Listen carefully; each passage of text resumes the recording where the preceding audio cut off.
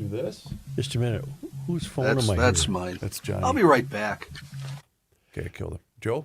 Yeah. Rolling. Fratelloni's Hardware and Garden Stores brings you Garage Logic Podcast number 1449, December 19th, 2024. 52 degrees on this day in 1923, and the record low on this day was 29 degrees in 1983. I'm going to do the math in my head.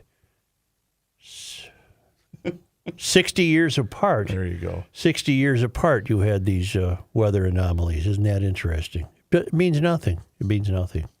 Hail the flashlight king. And now, from the mayor's office above the boathouse on the east shore of Spoon Lake, it's Garage Logic with Chris Reavers manning Technology Corner, Kenny Olson from the Krabby Coffee Shop, John Haidt in the newsroom, and of course, the rookie. Here is your flashlight king, fireworks commissioner, and the keeper of common sense, your mayor, Joe Soucheray. I'm going to remain interested in the unidentified things flying in the air because I think they portend something. Something's going to happen. End times? I don't know if it's end times, but something's going to happen. I don't know what. I don't know when. If I had to make a prediction, I'm going to say something's going to happen before January 20. How's that? Really? Uh-huh. How many of these predictions are you going to make? Yeah, you're kind of over the map here. Last year, I don't know if you remember, but I'm more than willing to remind you of all your foibles. At first of the year, you said, this is the year, 2024. This is the year that we find out. Didn't I? Have I come fairly close? We're not even, no. We're Kenny? no. If Kenny? anything, we're further or farther away. One or the other. Wait a minute. Is it a drone insurrection? Is that what you're suggesting? He doesn't care about drones, Chris. Don't you that's listen right. to the program? I'm sorry. You know what I care about, Chris? What do you care about, Joe? Fact. Hard data. Okay. Let's bring it close to home from Eric. Okay. Joe, heard your comment on people talking drones as I messaged. What the hell is this poorly written? But it's an important message. What the hell are you telling me? You ripping and reading today? A brave soul is the one that writes Joe. Yes. He was listening to us as he messaged his friend up near the cathedral area in the state capital area, Cathedral Hill. And he has video footage of a very large airplane drone flying just over the trees in St. Paul. FAA lighting, but very off course for something that size. You dismiss that as the same image you've seen in New York, New Jersey, and other states. I haven't dismissed anything, Eric, except your typing. I've also been blessed. Thanks for listening. I can't read this. I'm sorry, Eric. I'm sorry. Oh, yeah, but what intrigued me is somebody is seeing something in St. Paul. That's my town. All right? If anybody's going to see anything, I'll take care of it. You ain't seen it? I ain't seen it. May I? Sure.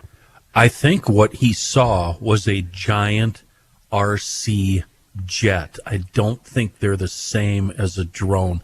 You know about these RC clubs, right? They have trucks and cars and small airplanes. Well, now the new craze are these big, giant jets, like the size of a zero-turn lawnmower with wings, that these folks fly around. And they cost thousands of dollars.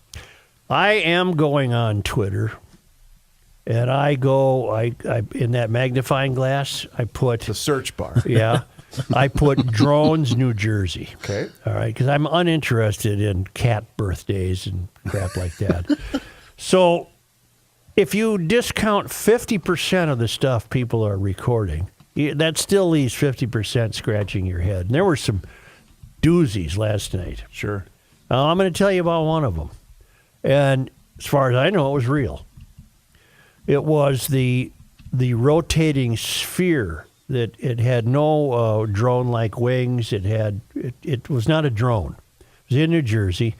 The woman in very hushed tones is recording this, and she did a good job recording it because apparently you can when you're taking a picture of something with your phone, you can get closer, right? You Sure, can, yeah, you sure. spread. You do it with your fingers. You Right. spread the. You zoom in. Yeah. And she said, and the thing was wiggling.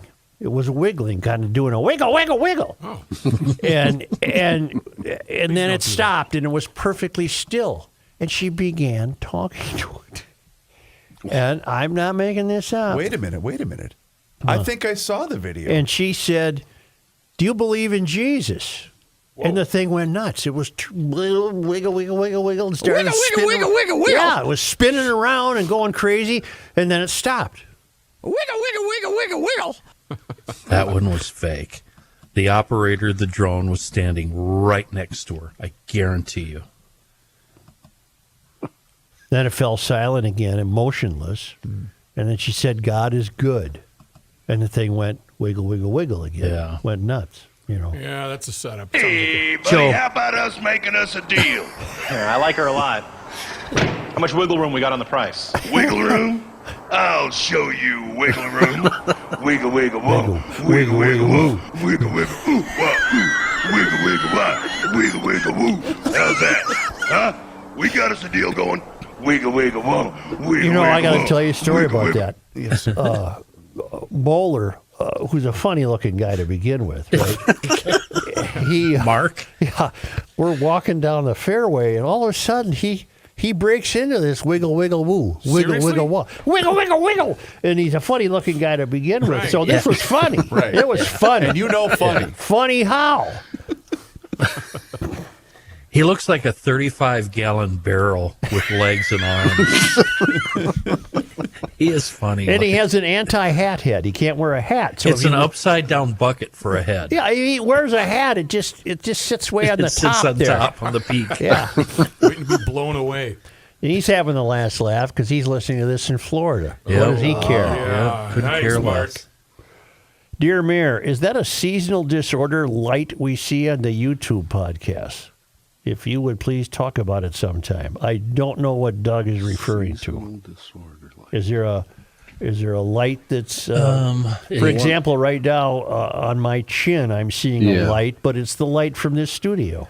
It's not a UFO. No, it's the microphone light in front of you. It's Right, that it's- blue light. At This your thing. chest there. Yep. This Yeah, thing. you could put a GL cap over that. Is what you should do. Oh, that's there to remind the mayor that mics are on. Yeah. Oh, By the way, down here on the Gulf Coast of Alabama, we enjoy more daylight than back in Minnesota. 90 more minutes than in Minnesota this coming Saturday on the winter solstice. Happy first day of spring to all the 21sters, and Merry Christmas to you and the staff of GL. Doug, enjoying the warmth of Alabama more than the cold of St. Cloud. Lucky. Yeah, Doug the barber. So he's, you know what he Oh. did all those years cutting hair? Yeah. Socked it away. He did. He's going Socked it south, away. baby. Yeah. I like the Gulf Coast. That's the Speaking- redneck Riviera of Alabama. Speaking of that, GLer Vicky, I believe she is down somewhere in the Keys. She sent us a picture of all of us wearing tinfoil hats. Today is National Tinfoil Hat Day. It's Reaver's Day. What do you want to know? In fact, I love this holiday so much. Fratelloni and I yesterday celebrated Tinfoil Hat Eve. Really? Vicky, if you could tweet us that picture because I was not able to use it from the DMs. So just put it on Twitter. Here's the thing. What's the thing? What we used to call tinfoil hat stuff is happening. That's the problem. That's the problem. Yeah.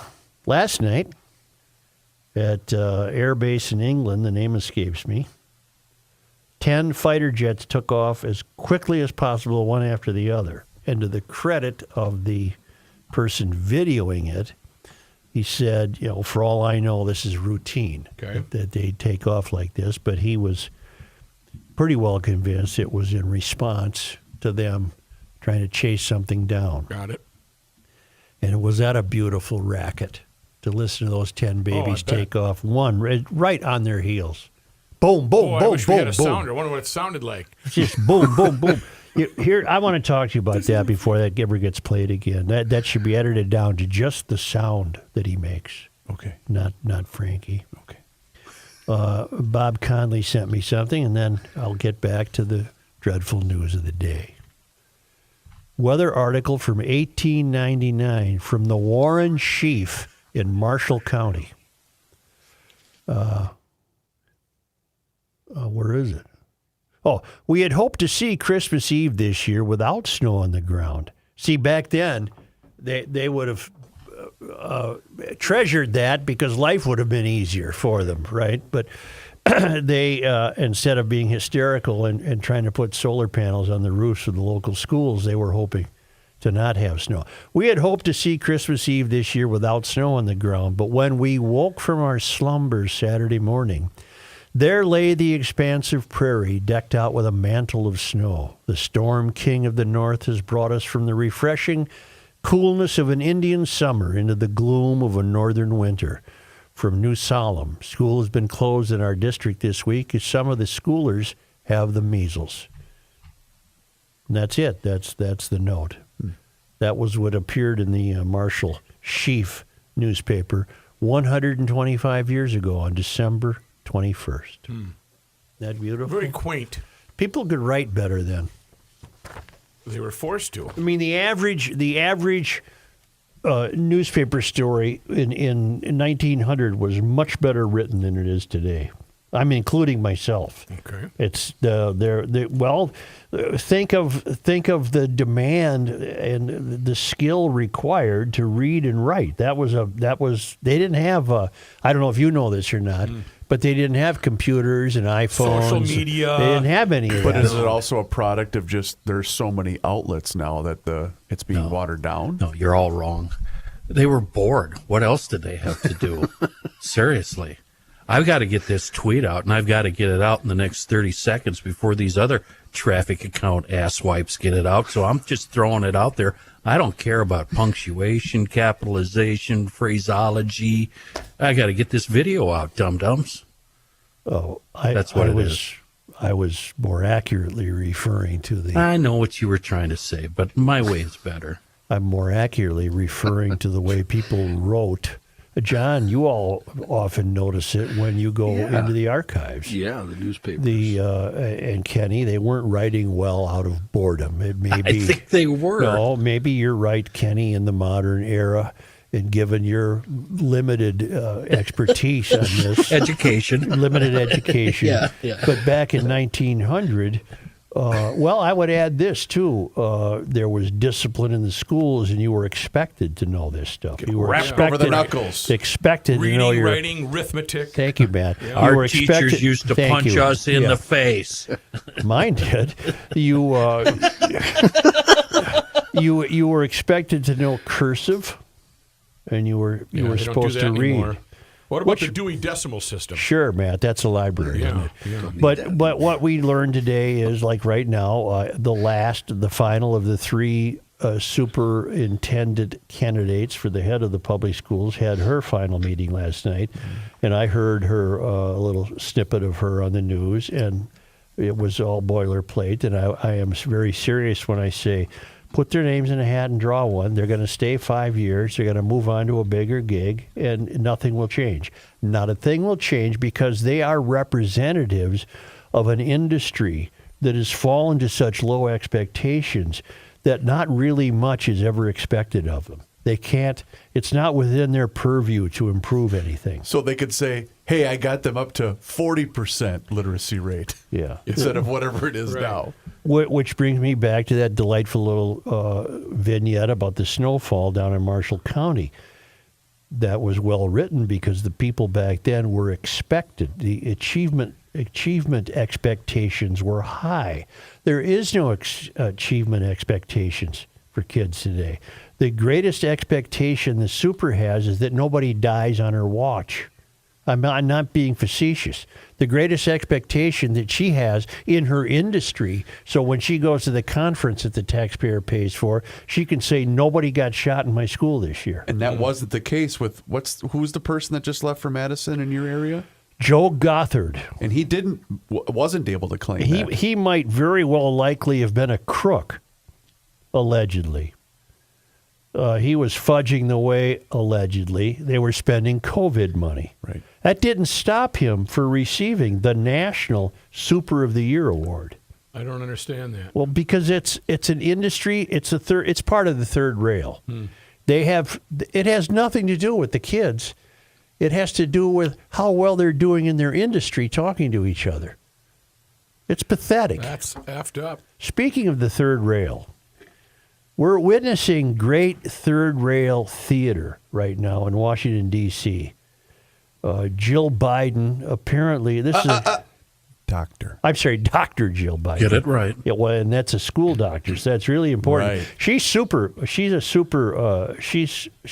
material. Gotcha. She could, if Joe ends up on the straw permanently, and she's looking for a job, she could be a super.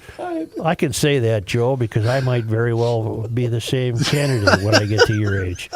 But the theater we're witnessing, apparently Jill, I'm sorry, again, Dr. Jill, is vengeful as hell, and she's telling Joe to burn it all down on the way out, and you just had testimony from Dean Phillips. If anybody knows Dean, will you please ask him why he won't come on this show?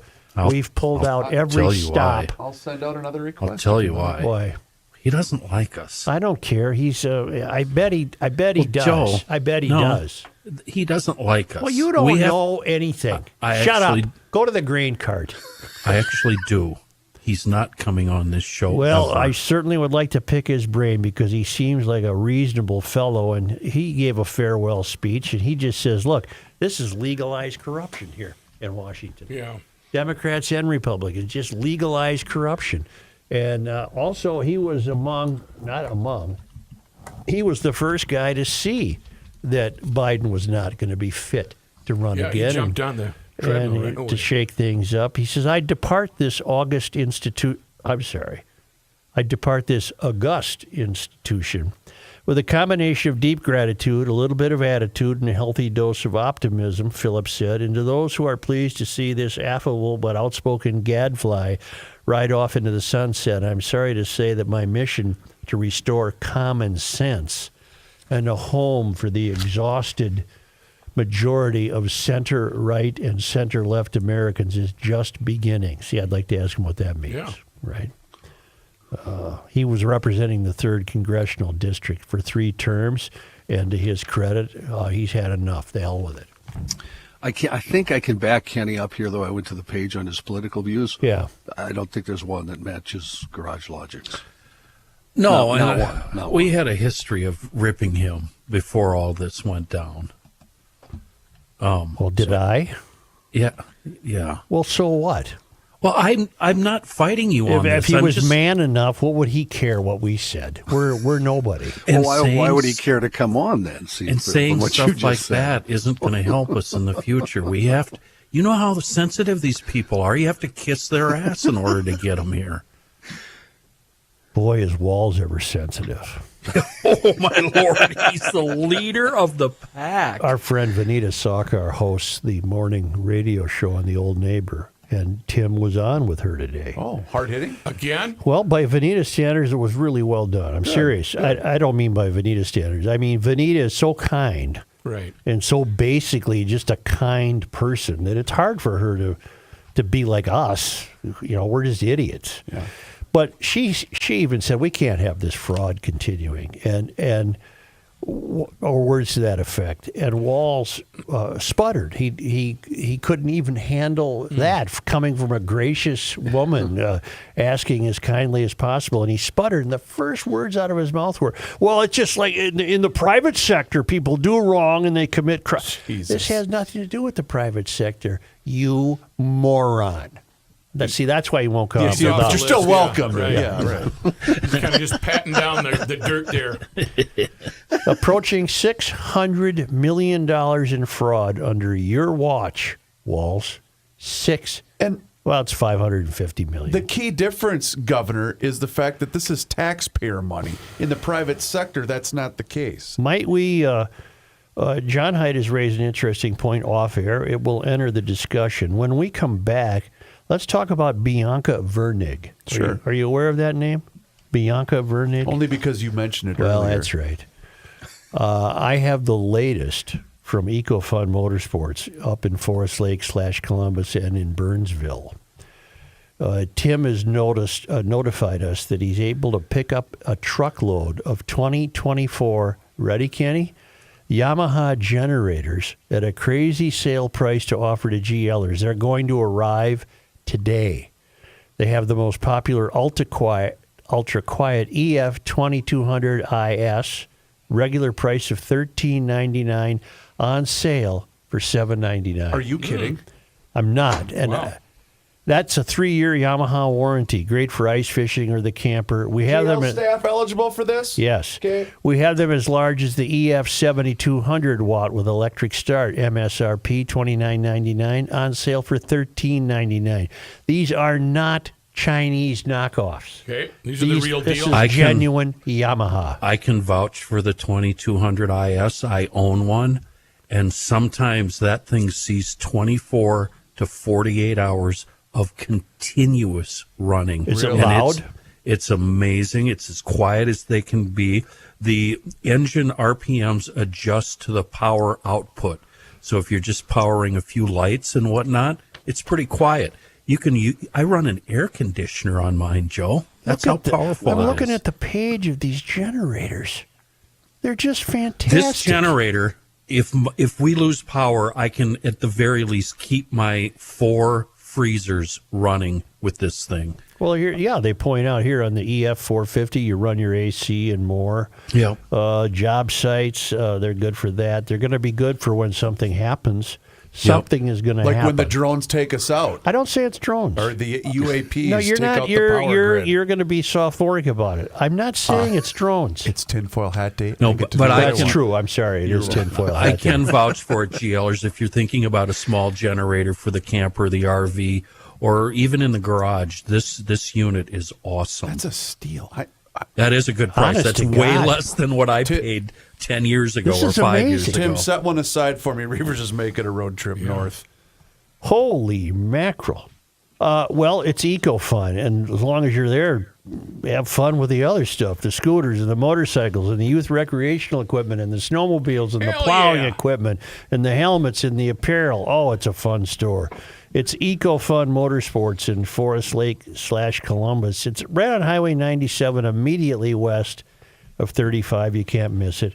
Down in Burnsville, EcoFun on the service road of life near County Road 42. It's ecofunmotorsports.com.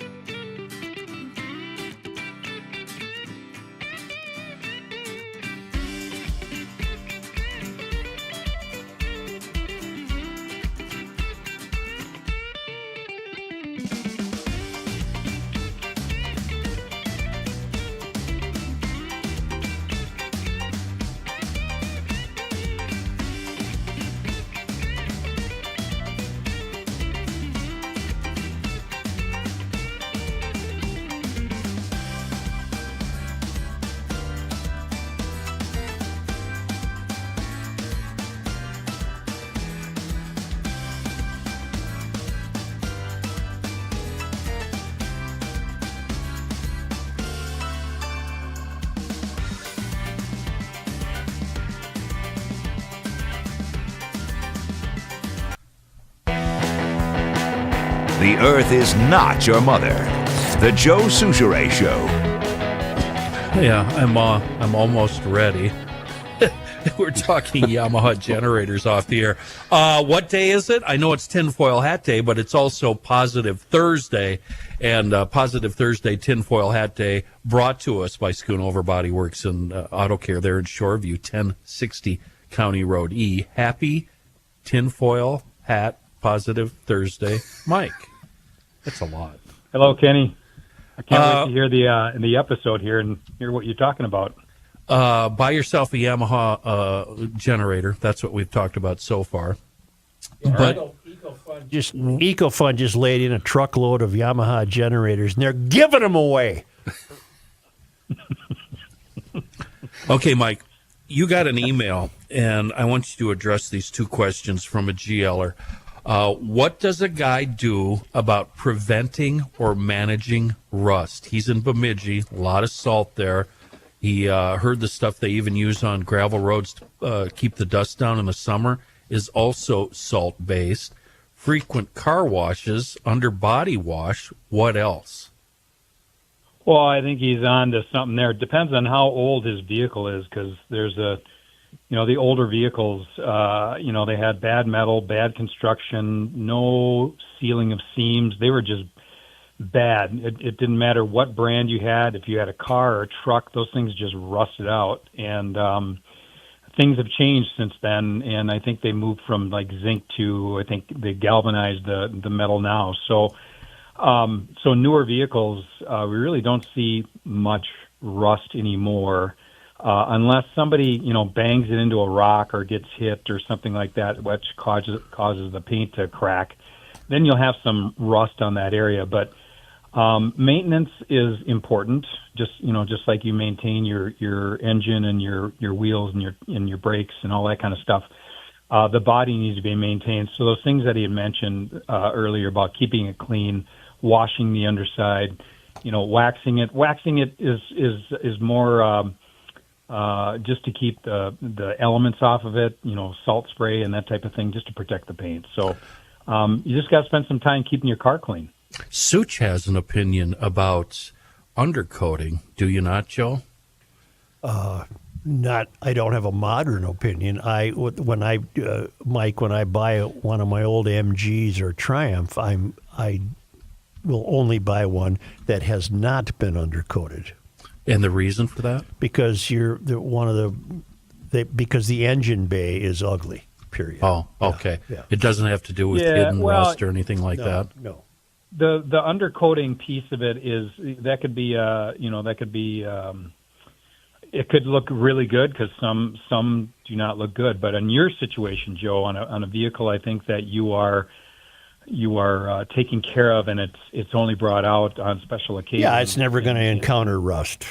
Yeah, you're not driving it on a day like today, right. or it will never see the road during the winter time. No, simply because of the salt. So that I can see, because that makes all the sense in the world, because there's nothing prettier than looking at the underside of a vehicle that has been well maintained, well taken care of, never driven in salt or snow, and just seeing what the factory made it, whenever it was built. It's gorgeous. But your daily driver, I think, Kenny, I think that gentleman wanted to know if it would be a good idea for him to buy an older model GM truck. Yeah, as a daily driver. And I would steer clear of that. Oh, as a daily driver. Why? If it was restored, if this is an old Suburban that was restored, by all means, I would say drive it in. If you're going to drive it like Such does, and only drive it in nice weather in the summer, by all means, that's a nice vehicle to drive. But if it's going to be a daily driver year round, I wouldn't do it, because it's got a zinc coating on it. It doesn't have good metal protection. The seams were not taken care of. All that stuff rusted out, and so I think he's just asking for trouble.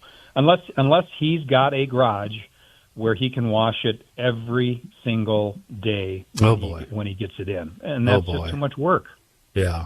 Some people do it, but I that's just too much work, and I think you're just setting yourself up for failure. Well, he asked for your opinion, Mike, and he got it. And meanwhile, if you do have an issue, rust, dents, crash, tires, engine, oil change, whatever it might be in your daily driver, head to Schoonover Body Works and Auto Care. They've been doing it since '38. They're one of the top shops in the metro, and that's a fact. There's proof of that. And, of course, they are the official body shop of Garage Logic. The best in the biz, if you ask us, schoonoverbodyworks.com. Thank you, Mike. Thanks, fellas. Have a great day. All right, thank you. See you, Mike. Just arrived the annual Christmas card from the Lake Detective. I love that. I look forward to that every year. With, here, I'll hold it up. See that? With 3 helpful pictures of decorated milfoil underwater. Steve helpfully notes that these are underwater pictures. And he's got little ornaments on the milfoil. Every year his card is milfoil. Did he point out that they were underwater pictures to He help did, you? right here. It says underwater milfoil. Good, good. Steve. And it's Blue Water Science, and he is American podcast industry's only lake detective. The only one out there. We probably should have a winter check-in one of these days. Just for kicks, right? Is he on right now? No, but it's an update of some sort. Boy, there's trouble in paradise. I used to think that Peggy Flanagan was batting those eyelashes at Big Tim. Yeah. That's right. Looking fondly over his shoulder as he signed some other law. And it turns out there could be trouble in paradise. Oh, no. Yeah, apparently they haven't chatted. I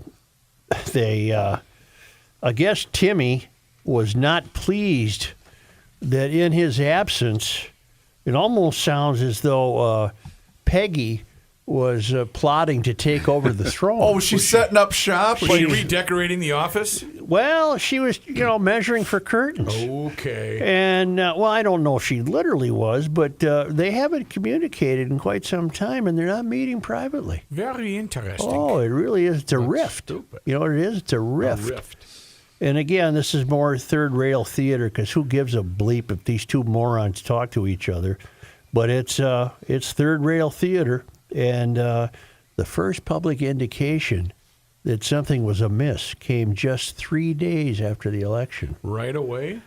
Walz gave his homecoming speech to his staff. Remember that hand-picked crowd of worshipers that Yes. Walz hauled out to some high school in Egan, but Peggy wasn't there. Mm-hmm. Not even invited. That's usually the kind of meaningless event that she would appear at because Do you know what really put the nail in the coffin? I don't. I got it right here. Joy to the world. Yeah. All right. Yep. All right.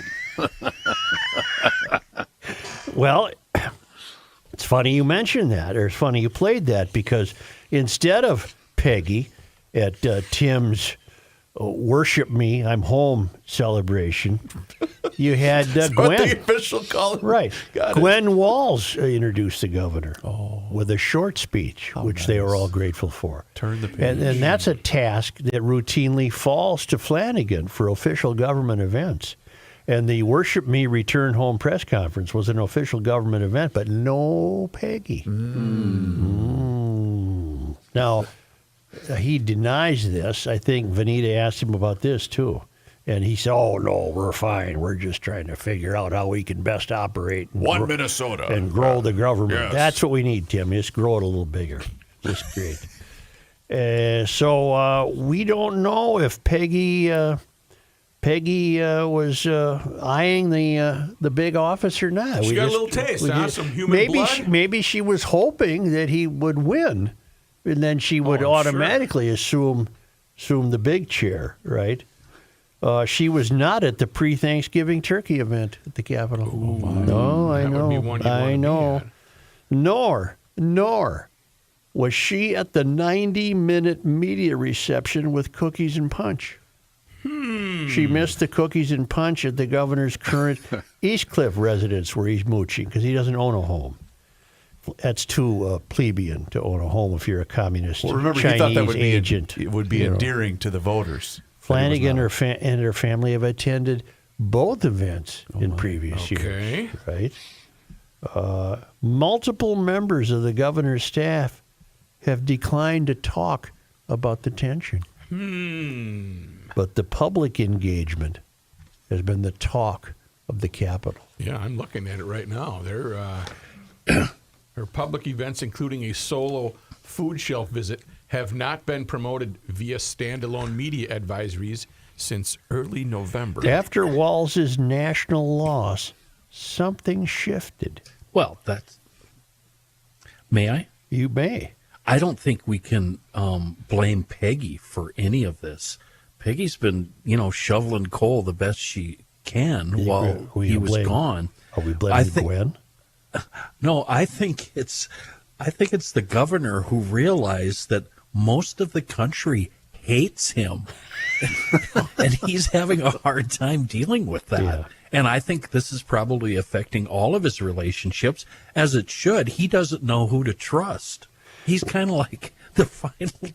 Well, okay, I'm not going to compare him to that guy, but it's a leader. In the final days of a battle, you're losing. He doesn't know who to trust. Well, after his national loss, which I'm sure was humiliating for him. Well, I hope so. He thought he had it in the bag because he's so poor. He didn't understand why people wanted to vote for a billionaire. Right, he just didn't get it. On the Friday morning of his return, 3 days after the election, Walz convened a small meeting with his chief of staff, Chris Schmitter, his general counsel. Come on. Come on. Yep. Schmitter. Call the Schmitter. Schmitter. That's Call his the name. Schmitter. I bet No, he was he's in the... Quiet. Never His picked up. general counsel, Flanagan, and Dominic McQuarrie, who was then the senior advisor to the lieutenant governor, according to multiple sources who knew of the meeting. None of the participants spoke about the meeting. But within a month, McQuarrie had left the office after nearly 2 years. His social media post gave no explanation for his departure. Oh. When Walz was asked in a recent interview whether he had fallen out with Flanagan, he deflected. Ooh. He's very good at that. Deflection. He will not be silenced. We're back, and I'm reestablishing what I need to do as governor, he said. It's like a podcast. One time Norm Coleman filled in for me, and I had to get on the phone to say, hey, shut him up. Yeah. He's calling it the Norm Coleman Show. Yes, it's good for saying. Shut up, Norm. He's calling it. So same thing with Peggy. Walz leaves. He's out there. He's out there doing his Dom DeLuise dance, and she's thinking, I'm going to get this gig. I'm going to get this gig. And then he falls on his face, and she doesn't get the gig, and now they're not chatting. It's a fine how do you do, isn't That's it? tension. You think she'd be better at the job? I think they both are just wonderful people. They would do a great, great job. Why don't they? You know what they could do? They could smoke the peace pipe over the satanic Why not? Exhibit. That would help them probably. Over the devil bird. Right. Bring them together. The governor denied knowledge and did not express curiosity or interest in whether Flanagan had been invited to that little chit-chat 3 days after the election. He just ignored it. Put her out in the cold. Yeah, he did. That secret meeting, boy, you've got me intrigued. I wonder if you think he was blaming others? I don't know. I would have liked to have been a little mouse in the corner or a fly on the wall. What a cruel way to treat a woman whose heart beats faster upon your arrival, and whose eyelashes flutter at your every move. Married. She's happily married. That's actually, what you think. That's what you think. To an ex-NPR reporter, actually. Matt, do you think he cried at that meeting? Do you think there were tears shed? Oh, I'm sure there were Kleenex boxes after Kleenex boxes. The always available, I say that because he's always on TV, Stephen Shire, the Carleton College political science professor emeritus. Right. Yep. He's got a good point here, he says. He's a big fan of the show. What is notable are the timing of this and the apparent reasons for it, Scheer said. Peggy Flanagan and Walz were joined at the hip for 6 years, and now they seem separated by their individual ambitions. Oh. Who brought up Gwen? Was that you that brought it? Probably. I think you're right have about been. Gwen. Well, I know why you brought up Gwen. Got it on there. Joy to the world. It was actually my fault. All right. I love that.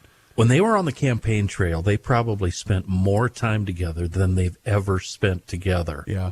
And she probably planted the seed in his head. Look, when we get back to town, mister, Yeah. you're done with that Flanagan woman. We got her all under control. Or do you think, Kenny, it was a lot like when families were forced to be together during, COVID? B. We were locked down. Oh. And B. Boy, I got to find something. Yeah, I got to run to the thing. To some in DFL circles, the bonus of a Harris-Walz victory would have been the ascension of Flanagan as Minnesota's first female governor, joined by Senate President Bobby Joe Champion. DFL Minneapolis is the first black lieutenant governor. It's always important to be the first. You got to be the first. Doesn't make any difference if you're any good at it. You got to be the Just first. be the first. Flanagan also would have been the nation's first female Native American governor. And that, well, I think Elizabeth Warren.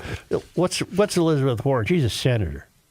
Yes. She wears a headdress to the Senate, doesn't Well, she? she claimed to. She yeah. claimed to, but I'm not so sure. But Peggy is the real deal on the White Earth Ojibwe reservation. Asked how the excitement over new executive leadership might shape his thinking about whether to seek a third consecutive term, Walz was terse.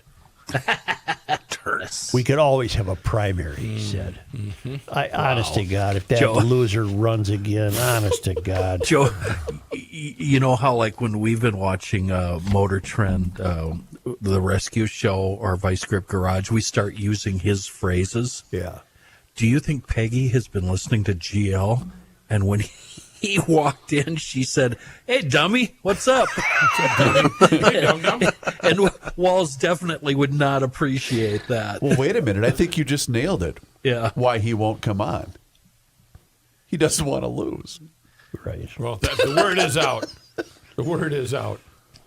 What's up, dummy? So you lost the election, huh? Well, There you go, dum-dum. Good one, dum-dum. One of the reasons the country's in trouble, it didn't work out that way this time in the presidential election, but one of the reasons the country's in trouble is that most of the voters in the country live closest to the country's tallest buildings. True. Yep. And the country's tallest buildings are ruled by activists. They're professional politicians. They've done nothing else. They have no appreciation for your money. I would include Walz in that group. He was nominally a school teacher at some point, but that's virtually being in the public class. He has no respect for other people's money. They spend it as fast as they can take it from you. And they've run up $550 billion in frauds, and he has no answer for that. I continue to think he's not lining his own pocket. I continue to think this is a result of his stupidity and his inability to seize the idea that I'm responsible for this. He can't. It does not. It's not in the purview of the closer you get to the country's tallest buildings. What are politicians responsible for? Their own whimsy. They're not responsible to have your streetlight working. They're responsible for coming up with a new DEI initiative. They have nothing to do with us, and you can see it happening in Washington, D.C. Right. We don't have a president right now. Trump has been the figurehead president since he got elected. All the news conferences are down in Mar-a-Lago. We don't know where Joe is, and Joe's never spoken about these sightings in the air. We have nobody leading the country. The DFL, the Democrats in Washington are beside themselves because it's a third rail theater production. They don't know what's going to happen to them. They knew he was a sorry case when they allowed him to run the first time. Yeah. Then it finally became so evident to them this June that they said he can't run again. That'll really screw us up. And somebody said, it I did. got a good plan. And it did. Is yeah. it true that he's over 8,000 pardons? Did I read that correctly? I don't know. I'm trying. You got to pick and choose what you're going to get upset about. Sure. 8,000 pardons is too many. You have to admit, regarding Walz, Joe, that at least he's been consistent. When times are tough, he runs off to his safe room and hides. Yeah, he has been consistent. And I would say His padded safe room? all the frauds are that's times are tough for him. He can't deal with it. Just like the riots and Lake Street burning down. He couldn't deal with that. He couldn't face the music. Walls, let's have a face-to-face at the satanic ritual. What do you say? Have your people call my people. Before we go to break, I want to back way up regarding supers. I wrote myself a note here. Do you think supers are on the third rail, and where do they fall on the rail as far as politicians, senators, mayors, etc.? Oh, my God. I not only think they're on the third rail, I think they're right up there with senators and representatives. Do you think being a super is a stepping stone to greater political aspirations? I can't off the top of my head name any Congress people or senators who have been supers. I don't necessarily. It's such a good club for the supers that they really don't need the gig in Washington. They have their own third rail rules and regulations, and they just keep trading jobs with each other. That's exactly what I wrote down. Why would I ever leave this cushy, well-paying job? $250,000 with a car and solid gold-plated health benefits, and 5 years from now, somebody's going to offer you $35,000 more a year to move to their town and go through the same phony BS. More money for less work. Well, it's you just take fantastic. You take the buyout. Yeah, or get a good buyout. Hell, you can be Super of the Year and leave here under the accusations of COVID fraud, allegedly. And it doesn't stop you from getting a new gig. Be welcome to Boston. They're third rail experts. Yeah. Third rail All right. experts. Thank you. You know who else is an expert? Who? Our friends at 30 Bales Restaurant in Yes, they downtown are. Hopkins. Todd wanted me to make mention of Mary, GLer Mary from Horton Incorporated in Roseville. She ordered their company holiday lunch directly from 30 Bales Restaurant. Yeah, they have whole a catering. thing? I mean, just for her or They for have everybody? a catering service at 30 Bales Restaurant. So I if was you going have to your say, she must be a good eater. That's right. Holiday parties coming up, Christmas coming up, whatever you're wanting, the 30 Bales Restaurant can take care of your catering needs. Just go to their website, 30bales.com, or just call them too at the restaurant and set that up, because Todd and the entire crew do that very thing. Also, if you're in the mood, get some takeout for the fam at 30 Bales Restaurant in downtown Hopkins. Here's the deal. The lunch is 11 to 3, Monday through Friday. Happy hour from 3 to 5:30, and brunch Saturday and Sunday from 10 a.m. to 2 p.m. The Scratch Kitchen right there in downtown Hopkins. They have an amazing selection of food that will satisfy every single person, whether it's the picky eater, the healthy eater, or the burger lover in your life like me. 30 Bales Restaurant will take care of you, and just do yourself a favor. Get the short rib lasagna. That's what I got the last time I did takeout. It was fantastic. But place your order, and also don't forget the food trucks coming up. We'll have an announcement on that here in the coming weeks. But 30 Bales is the absolute best. Stop in, say hi to Todd and the entire crew at 30 Bales Restaurant, and please make sure that you mention that you heard about them here on the Garage Logic Podcast.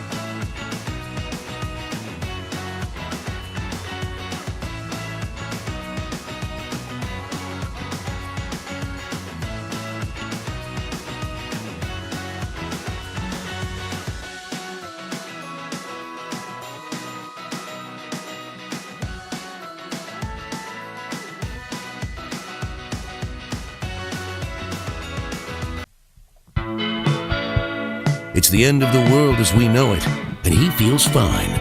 Joe Souchere. My fellow garage logicians, I bear wonderful news for you. All you have to do is go to garagelogic.com and you register. and you view and you bid. It is the online holiday auction. Now, it ran for 1 week, and today is the last day. So go to garagelogic.com, keyword auction, register, view, bid on some of these wonderful items that we have. Golf lessons, a 2024 quad hauler from Pleasureland RV. That's valued at over $7,700. Stoked cookout packages, including barbecue pellets, fire starters, oak firewood, and a barbecue caddy, valued at over $600. You can find something for everyone at this auction, but you've got to go. It's live right now and is not going to last forever. Over $60,000 in items are up for auction. So check it out. Free education. Win a certificate program at the Institute for Non-Destructive Testing. That's valued at over $12,000. I can't make you do it, but I can sure lead you to the water. But the pencil's got to be on the auction lead. What? GarageLogic.com. Yeah, right. John Haidt in his newsroom. Thank you, Joe. I'm still thinking about that. See, it's memorable. My spots are memorable. Yes, You make us think, Matthew. Thank you. This news is brought to you by North American Banking Company. Chris, you got me fascinated with the pardon talk, so I went and looked it up. He has indeed pardoned, commuted, or rescinded 8,027. There's a bit of an asterisk here, though. Okay. As there is with a couple other presidents. 6,500 of those were from the one. Remember the single blanket? The marijuana deal. Simple possession of marijuana. Okay. Well, let's just be realistic. He hasn't pardoned anybody. Somebody's given him a piece of paper to sign. And he doesn't have a clue who he's pardoning. Or do you think they hand him the little button, the pardon button? Whatever. He's not doing it. The other two with asterisks are Andrew Johnson, who pardoned thousands of Confederates, which makes sense because Andrew Johnson pretty much was a Confederate. Mm-hmm. Sorry, Andrew.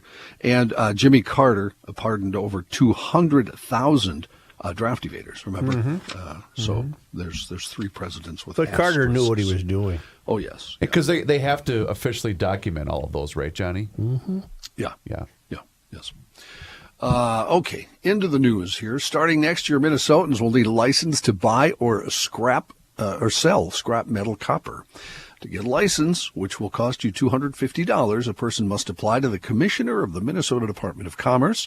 During the process, it must be acknowledged that the copper was obtained lawfully in the applicant's business, trade, or construction work. The commissioner must act on a license within 90 days and may seek additional information within 30 days of the initial submission. A judge ruled yesterday against the Upper Midwest Chapter Institute of Scrap Recycling Industries, which was looking to block the law from taking effect. The law will take effect January 1st, comes after city officials in the metro noted multiple instances of copper wire being stolen from streetlights and signals. The city of Minneapolis said that 9.5 miles of copper wire had been stolen, cost more than $450,000 in repairs. Court records also note St. Paul officials allocated an extra $1 million to repair and replace streetlights and signals damaged by the wire theft, which was then stolen within hours. Jeez. Minneapolis police are investigating a shooting that injured one person yesterday. Officers say they were alerted to the shooting at 7:56 in the evening on the 2900 block of 34th Avenue South. There, police found a man inside a home who had been shot, took him to the hospital. His injuries were determined to be non-life-threatening.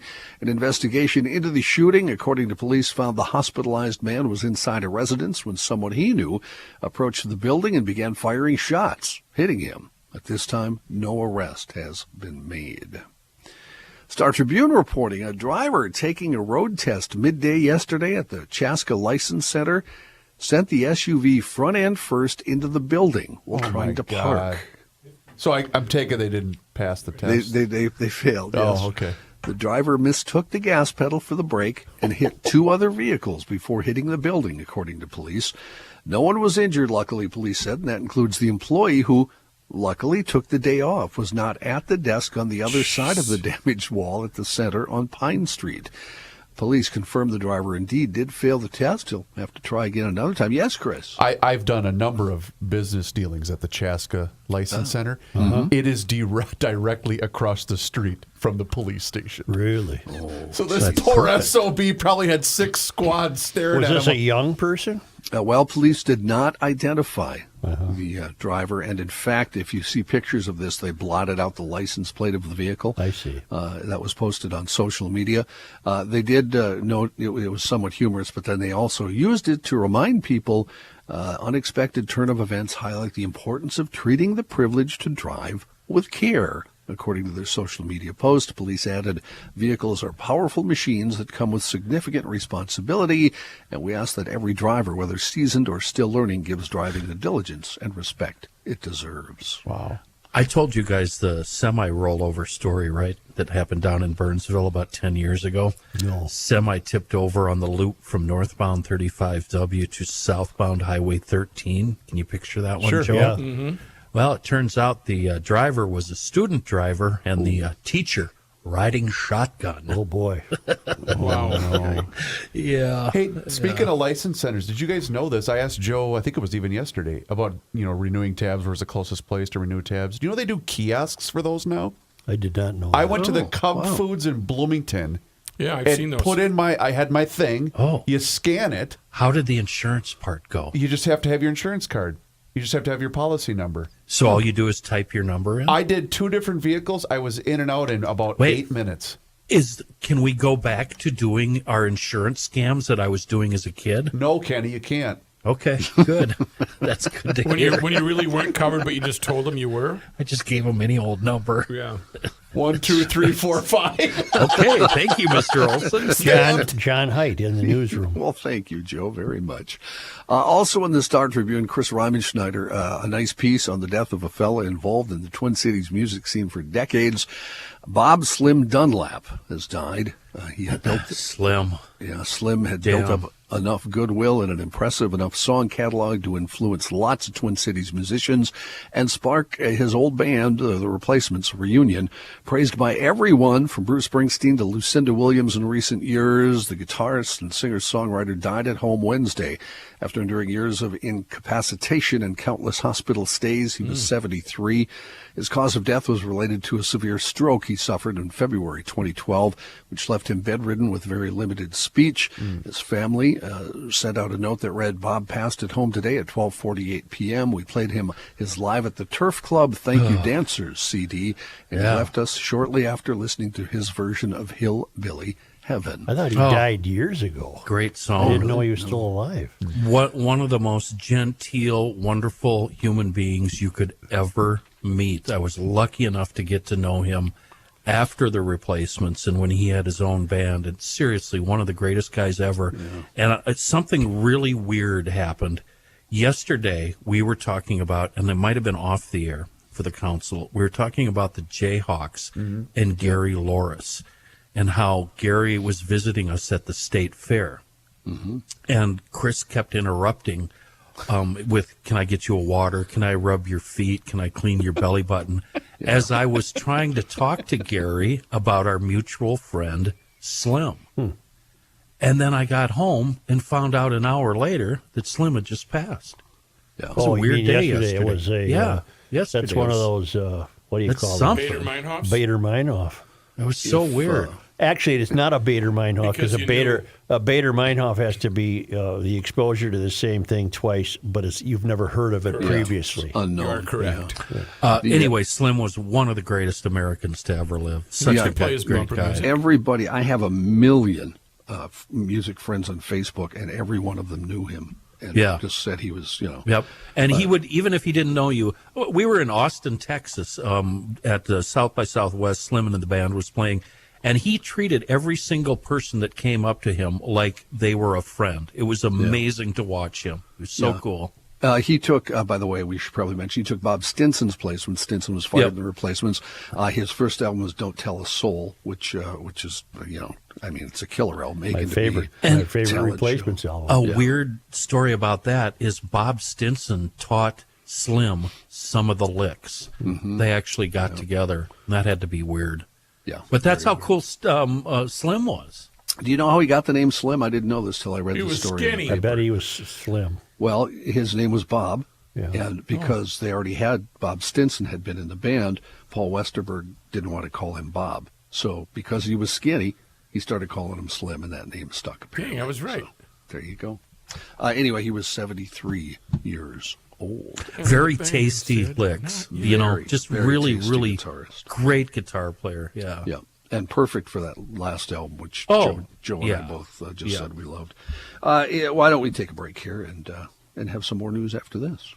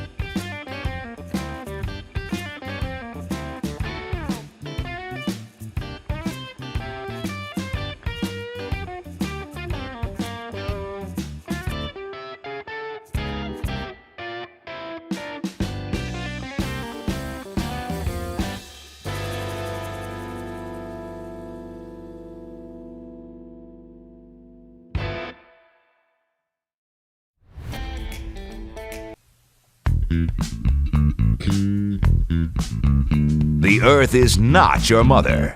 The Joe Souchere Show. The snow doesn't sting as much when you look outside and it's snowing and your home is toasty warm. That's kind of sets a nice little tone. But if your furnace is rattling, making funny noises, or worse yet, maybe not even working, then it's time to get in touch with Walter. Or is it Welter? Is there a Walter? Welter? I'm going to have to It's find Welter. out. Yeah, with an E. Thank you. 2 E's. And Rick Welter and the crew over at Welter wants you to stay toasty warm. Toasty warm this winter. Yes, as warm as that. And what they've done here in Garage Logic is they're full of common sense. 4 generations, 100 years, and all they want is your business if you have a problem with your heating unit, cooling unit, or your air purification system. They serve the entire metro area for the last 100 plus years, and their phone number is answered during business hours by a person. 612-825-6867. Visit their website, welterheating.com. Click on the blog, and you might just have a question answered for free. When it's time to warm up your shelter, give a ring to the fine folks at Ray and Welter. Thank you, Rook. In national and international news, President-elect Elon Musk delivered a likely death blow to bipartisan congressional. What? You called him president. I'm receiving word he's not president. He's not president. Yeah, I'm sorry. That's Donald Trump that should have read. Should have read Trump. Good catch. Rejecting the measure as full of giveaways to Democrats after billionaire ally Elon Musk whipped up outrage toward the bill and cheered on Republican lawmakers who announced their opposition. Trump's joint statement Wednesday with Vice President-elect J.D. Vance stopped the bill in its tracks and punctuated a torrent of social media posts by Musk attacking the legislation for what he described as excessive spending. The episode showcased the growing political influence of Musk, whom Trump has selected alongside Vivek Vivek Ramaswamy to spearhead the Department of Government Efficiency, a non-governmental task force formed to find ways to fire federal workers, cut programs, and reduce regulations. Trump's opposition to what was considered must-pass legislation re-injected a sense of uncertainty and political brinkmanship that was reminiscent of his first term in office. A dramatic turn of events for House Speaker Mike Johnson, who negotiated the bill, now has been undermined by Trump and members of the Republican Party as he faces re-election for the post in just a couple of weeks. John, I'm only saying this because it is my day. It's tinfoil hat day. Tinfoil hat day. You would have to agree, though, that if Elon's entire motive and Vivek, their entire motive is just to reduce spending, this can't be viewed as a bad thing, question mark? No, I'm rooting for him. Okay. But I don't know. The proof will be in the pudding. Yeah. Go ahead, John. Thanks. The shooter who killed a student and a teacher at a religious school in Wisconsin brought 2 guns to the school and was in contact with a man in California who authorities say was planning to attack a government building. That, according to authorities and court documents that became public yesterday. Police are still investigating why the 15-year-old student at Abundant Life Christian School shot and killed a fellow student and teacher before shooting herself. That, according to Madison Police Chief Sean Barnes. Barnes said 2 other students who were shot remain in critical condition as of Wednesday evening. A California judge, meanwhile, issued a restraining order under California's gun red flag law against the 20-year-old Carlsbad man. That order requires the man to turn his guns and ammunition into police within 48 hours unless an officer asks for them sooner because he poses an immediate danger to himself and others. According to the order, the man told FBI agents that he had been messaging Natalie Rupnow, the Wisconsin shooter, about attacking a government building with a gun and explosives. The order doesn't say what building he had targeted or when he planned to launch his attack. It also doesn't detail his interactions with Rupnow, except to state that the man was plotting a mass shooting with her. After causing a 3-car crash, a Colorado man whose blood alcohol content was later measured at over 4 times the legal limit explained to arresting officers that he was a, quote, professional drinker, according to the arrest report. Investigators busted. Aren't we all at some point in our life? Yeah. Been there, done that. 34-year-old Matthew Kempman was arrested. He's a Denver resident for driving under the influence, careless driving, and operating an uninsured vehicle following a Wednesday afternoon accident. According to police, Kempman plowed his 2000 Nissan Sentra into the rear of a Subaru stopped in traffic in a Denver suburb. When cops contacted Kempman, he smelled of booze, had bloodshot eyes, and his speech was slurred. When one officer asked another if there was any indication of drug use on Kempman's part, he piped up saying, "No drugs, man, just a lot of drinking." Matthew said he was a professional drinker while slurring his speech, according to police. .326 BAC. The state limit is .08. Wow. A search of Kempman, who said he consumed 10 drinks, recovered an empty Jim Beam shooter bottle in his pants pocket and numerous empty and full Jim Beam shooters and several empty Modelo beer cans all along the car's floorboards. Police later released Kempman into the custody of his wife, who police said was a sober driver. He said he was a professional in a way to suggest he was getting paid for it. Right. That's how he made his living. Is that possible? You can do that? I don't know. I have an update on a story you guys are probably interested in. Remember D's Nuts, the fellow that got arrested? Yeah. Yes. He's now been sentenced. A year's probation, $463 fine, and in order to maintain absolute sobriety. 43-year-old D's Nuts Kroll was arrested earlier this year. We talked about it when it happened, following a violent confrontation with his daughter and her boyfriend inside their residence in Green Bay, Wisconsin. At the time of Kroll's arrest, a cop noted that he appeared to be highly intoxicated and was naked when he brandished a BB gun that resembled a pistol. Kroll yesterday pleaded no contest to disorderly conduct while in possession of a dangerous weapon. In an earlier court filing, Kroll reported attending counseling sessions with his daughter. Kroll had legally changed his name from Derek Lee Kroll to Des Nuts Kroll in April 2011. He said he hated his name, that's why. But then, 6 years later, he changed it from Des Nuts Kroll to D's Nuts Kroll. Long E. He explained, well, funny you should mention that, Rook. He explained to the judge at the time he hadn't spelled it right in 2011, so that's why it was. Well, for some reason, it makes sense that he's from Green Bay. Yeah. It just makes sense. Krill's second name change was approved by the judge. John, thank you. Sure. Do you need to take a break, or are we set? We don't need to. We do actually. Oh, yeah. I have some information for you regarding snow emergencies. St. Paul has declared, beginning at 9 p.m. today, no parking on night plow routes. Minneapolis has declared, beginning at 9 p.m. today, no parking on either side of snow emergency routes. And my favorite city in the whole wide world, Bloomington, has declared there will be no parking on any Bloomington streets for 48 hours. Wow. Yeah, they know how to do it. That's getting it done. Kenny, I don't know if this is in the publication sent out, but when St. Paul declares a snow emergency, what side of the street does the homeless encampment have to be? Is it on the odd or the even side of the street? That's hysterical. The odd Chris. side. Odd side of Odd the street. side. Okay. Me. You want to take a break or what? I didn't know what you wanted to do. Well, I want to talk, but you keep telling me we got to take a break. Okay.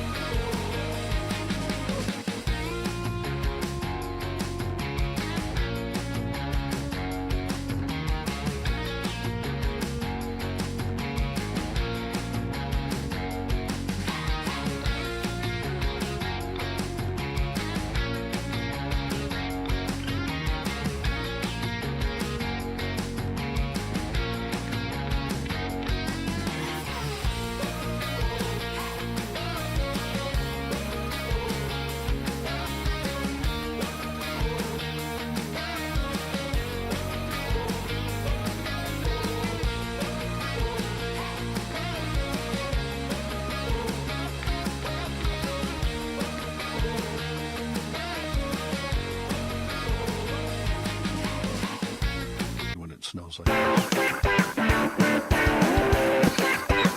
Well, let's go like this, and this goes like this.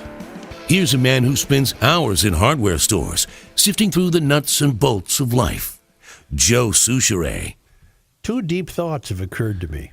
What are they? I have often said, getting back to the closer you get to the country's tallest buildings and just who represents us, I've always said, aren't these people just like us? What happens to them when they walk through the portal? Don't they have to buy shoes? Don't they have to put gas in the car? Don't they? And it began to occur to me, they're not just like us. No. That an activist class has arisen from Earth. And they are the politicians. I'm going to limit it to locally here for a moment.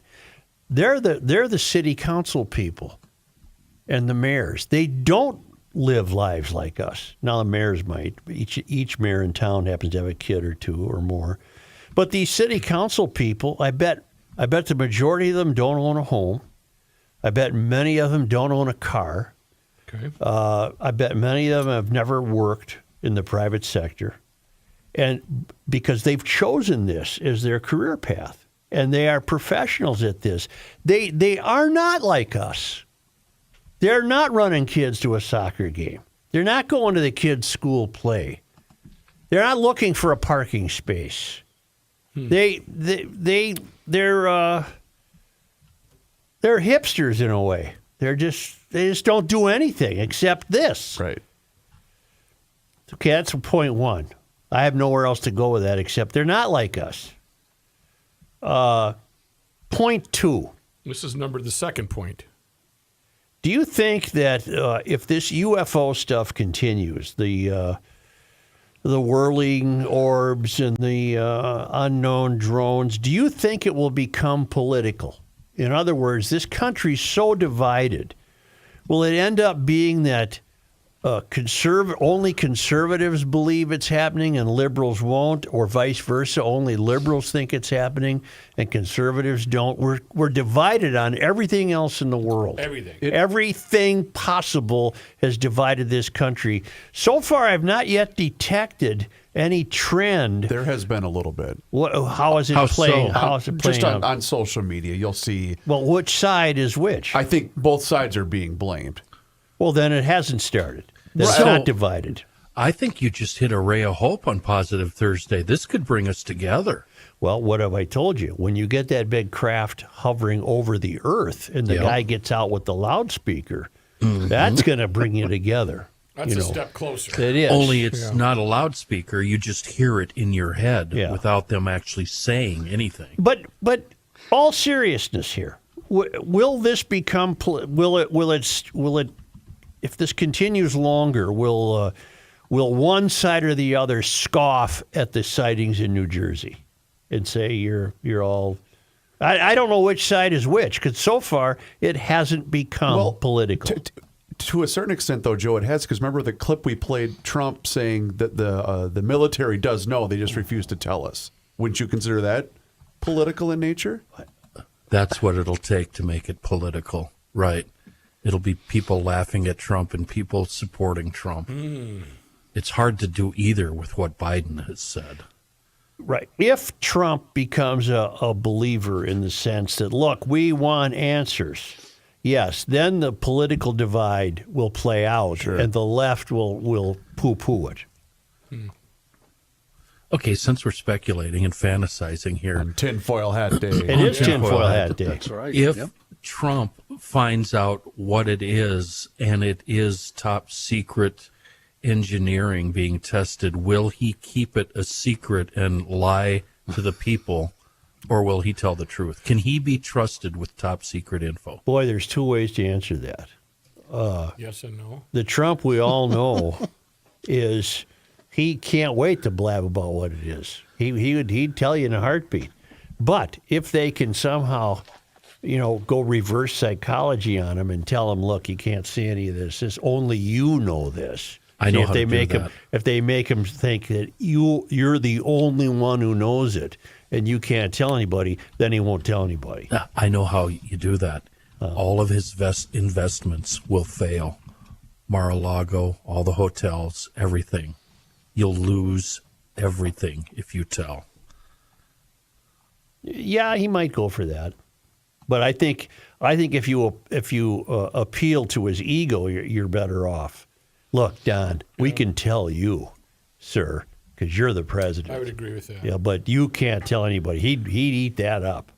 He'd eat that. But he would tell you, look, I know what it is, but I can't tell you. He'd make that public announcement. It's tremendous, but I can't tell you. It's a big deal, but I can't tell you. I know how we can get the Because aliens. they trust me. Yeah. I know how we can get the aliens to leave us alone. How's that? Well, the big orb, it lands right over St. Paul, because did we say we had things up on what was it, Crocus Hill or Capitol Hill? There are sea airplanes. It's not a deal. Well, the aliens come down, Ken, and they say, "Show us your leader." Joy to the world. Okay, that's the last time I can hear that. And they're saying, "Let's get out of here. These people are crazy." I can't hear that anymore. Okay, it's too disturbing. Trying to get that horrible singing out of my eyes. It's just disturbing. I have to put that in the Imagine file now? Yeah, it's very troubling to hear that. It's very, you know what it is? It's eerie. The best part about it is the death stare she gives him after he cuts her off. Yeah. And just a car note, because I think it falls under something I never thought could happen. Oh, good. Honda and Nissan apparently are planning a merger. Wow. Really? Yeah. I know Nissan is in trouble. I don't know why Honda would bother to take on Nissan. Nissan, did they absorb Datsun, or did they just change their name? Wow, when's the last time you heard Datsun? Yeah. They're reportedly in the process of merging companies and are set to start negotiations. This is according to Japanese media. It's in light of they apparently have come to the realization that they need to do this to be stronger in the competition for the EV market.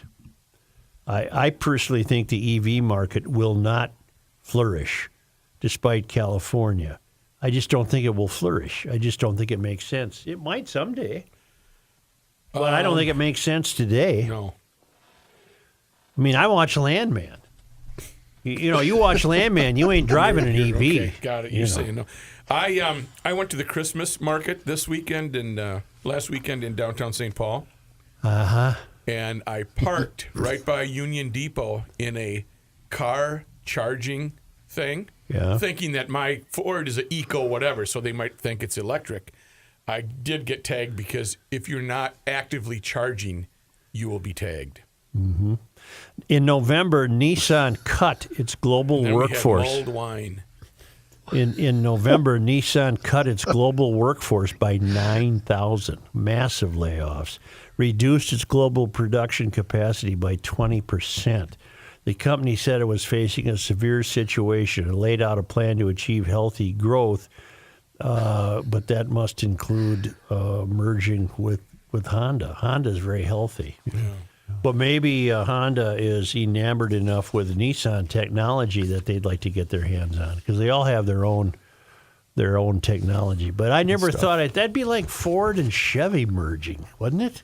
Yeah, basically. I mean, they're big, man. This is big. Can I go ahead, John. Go ahead. I was just going to say, may I go back to Rookie for a moment? I was going to as well. Yeah. So you parked there, but nothing was plugged in, and you thought that you could get away with that. Is that what you're telling us? Apparently there's other people that do shenanigans too, because someone took the hose and put it to his gas cap. No, he put it on top of the tire, just in the tire well, thinking he could trick.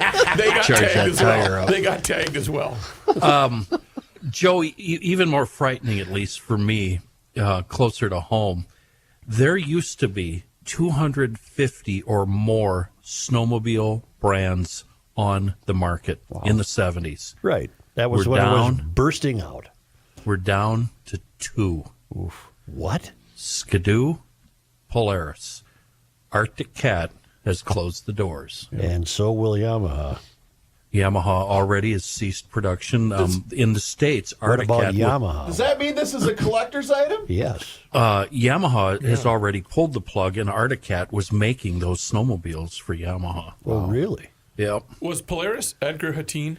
Yes. The Hatin brothers came up with the Polaris. They had a spat. One of them moved to Thief River Falls, started Arctic Cat.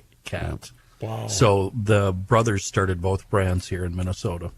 Yeah, when you see old photographs or film footage of the 70s, those things are you see Mercury made a snowmobile. Yeah. And by the way, everyone made it. Evinrude did. Harley did. John Deere did. Joe, in keeping with, what was his name, Kiekhofer?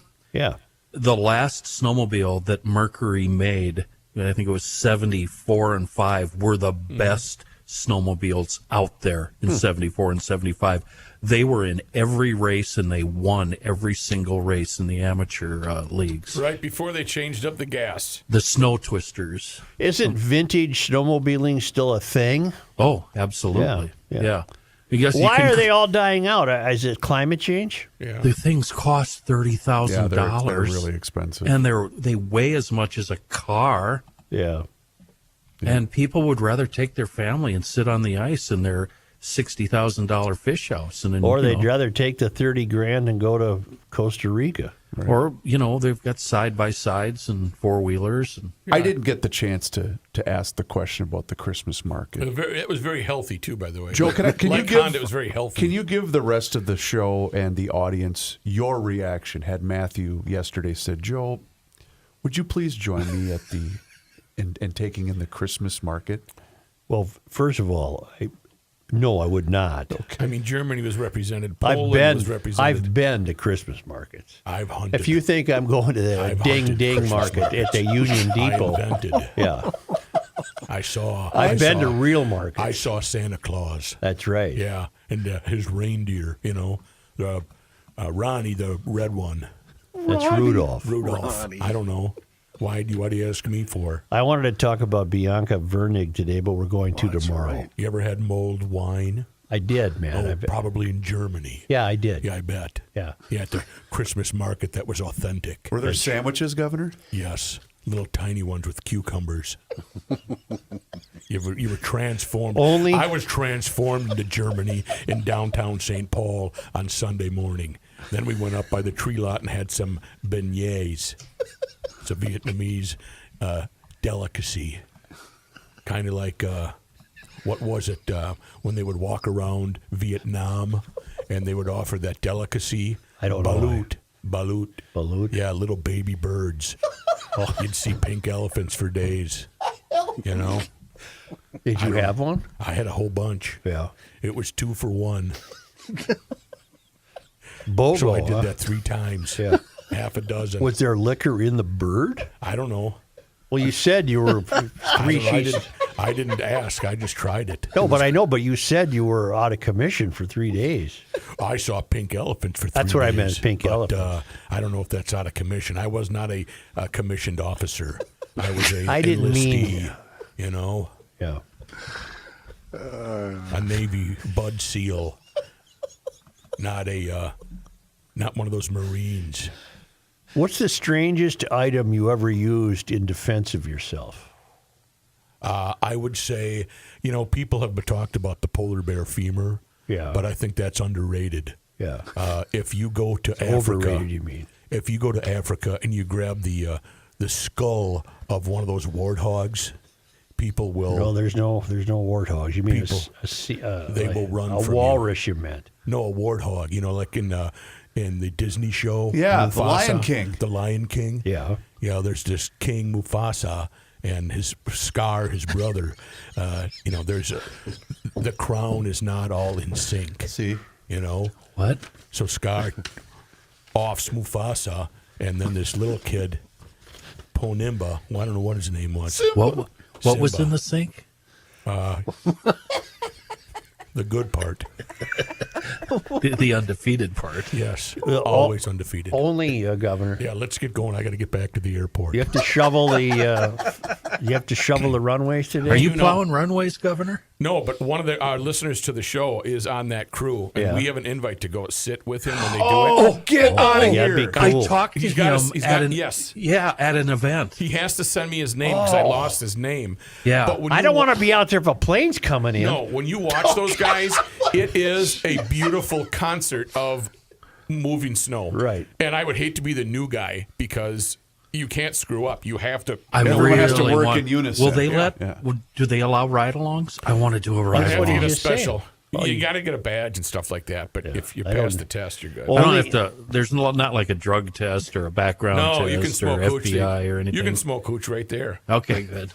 Only because they come to us now with the Are you traveling. still doing that thing? The traveling linemen's on the road. They're in Lake Las Vegas, Nevada, and it's only because that they come this far that we do this. That's the deal.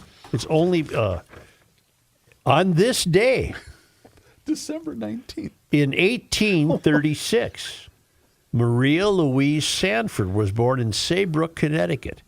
An extraordinary and popular teacher, Sanford was appointed to the Department of Rhetoric at the University of Minnesota in 1880.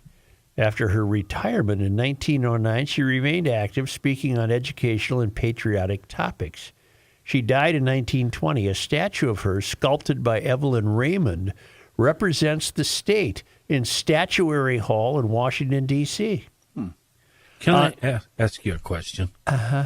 Isn't rhetoric just bullshit? Right, exactly. Okay. On this day, Joe, today is December 19th. Right, that's a good in point. 1906, Koochiching County was established. Ojibwe and Cree people had long used the word Koochiching to refer to multiple bodies of water, including the one eventually called Rainy Lake by Europeans and Americans. Kennebec, Candy, Ojai, Kitson, and Koochiching are your K counties. Okay. On this day, December 19th. boy, on this day near Christmas in 1957, Governor Orville L. Freeman appointed L. Howard Bennett to a municipal judgeship in Minneapolis, making him the first African-American judge appointed in Minnesota. Interesting. That's back when it first meant something. Yeah. Doesn't mean anything anymore. No. Also on this day, on this day, Tinfoil Hat Day. also in 1957, this might be where it all turned. West St. Paul sociology teacher Glenn Holmquist, accused of slapping a student at a high school dance, was cleared of an assault charge by a municipal court. Holmquist's attorney said that his client's action was justified as an attempt to maintain order, and that there should be more discipline instead of the wishy-washy policy parents are advocating today. That might have been the beginning of the end, right there. Okay. How many years ago was 1957? I know 64? I was born in 67. 1957. 67? Yeah, exactly. 67 years ago, maybe this is the day when sociology teacher Glenn Holmquist rose up on behalf of the beleaguered people of this land and said, "Quit screwing around, you Knock it punks." off. And he slapped him and got sued, but they let him off. Right. So what was it the turning point to then? Because It was the turning point to, if it happens again, Holmquist, you won't win your court case. Fines and suspension. Don't be touching my kid. there you go. Yeah. 1957. See, it was all because of that rock and roll. That's why. Yeah. It caused it all.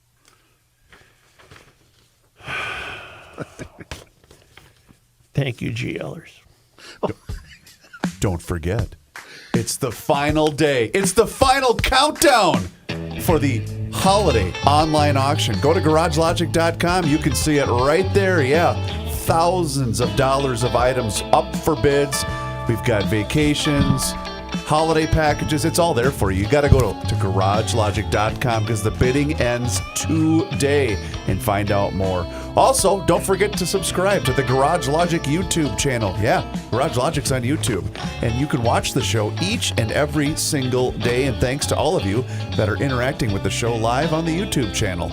And also follow us along on all of our social media channels, which is Facebook, Instagram, and Twitter. And if you haven't done so yet, check out the Gumption County gift shop. Yeah! Also at GarageLogic.com. All sorts of great shirts and hats and things for the GL lover in your life. And if you'd like, this holiday season, give the gift of Garage Logic with a town council membership. Find out more at Garage